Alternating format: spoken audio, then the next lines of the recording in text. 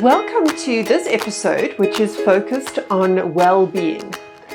Now, I'm absolutely sure everyone can make the link between one's personal feeling of well-being and our productivity and performance at work.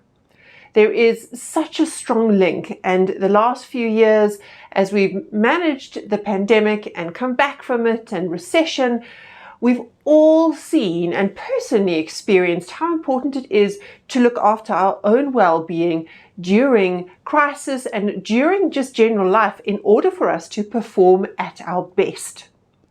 In this conversation, we are helping you as a manager facilitate a conversation with your team members that makes it possible for us to both reflect on our own well-being and share what works and what doesn't and where we need further support.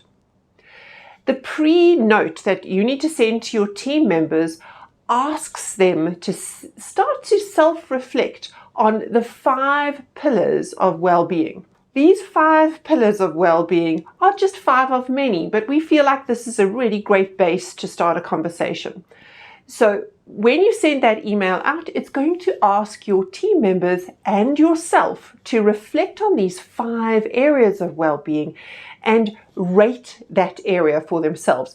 And we're encouraging just a 5-star rating, just as you would rate an Uber driver. How do you rate your area of physical well-being, for example, or social well-being?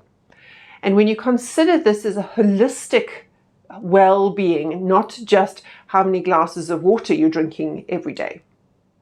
So go into the team conversation having given people time to reflect on their own sense of well-being. And then in the conversation, you'll start with, let's get a group understanding of what we mean by well-being. And then there are a number of questions that we've given you to help promote a conversation.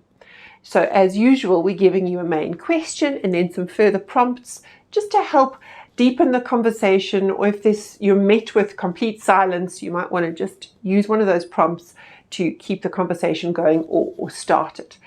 And always be prepared to share yourself. What's really helpful with a manager is not to be perfect. You might feel tempted to only reveal your fantastic self, but work hard to find areas that you are battling with, or that you could actually use some ideas from your team members. That both demonstrates vulnerability and courage, because no human being is perfect across all the areas of well-being. And for you to demonstrate that you are open to their ideas just as much as they would probably be open to yours. So this is it can take an hour if you want it to, but you can always just time box it and say up front, we're going to dedicate the next 20 minutes to talk about what we learned about our own well-being and share as a group. Again, depending on how many people you have in your team, you might find that this is a short conversation. There's only 3 of you, or you need a lot more time to hear from everybody if you've got 8 people or 12 people as part of this conversation.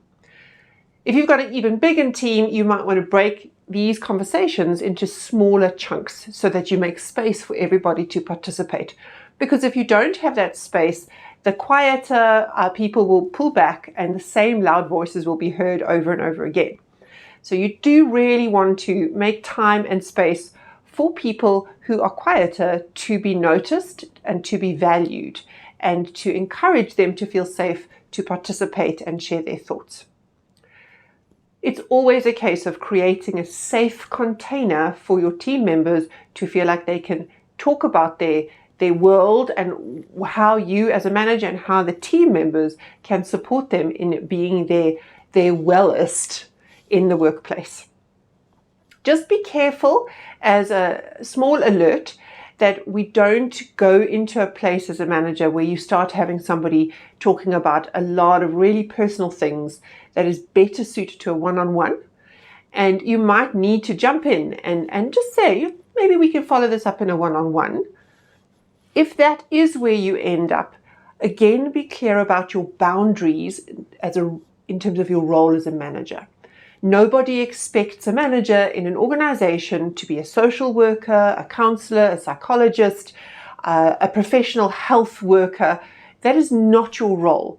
So be careful that you don't get pulled into conversations, to be pulled into dialogue where you are suddenly well outside your scope and you're giving advice on things that really you have no business being an advisor on.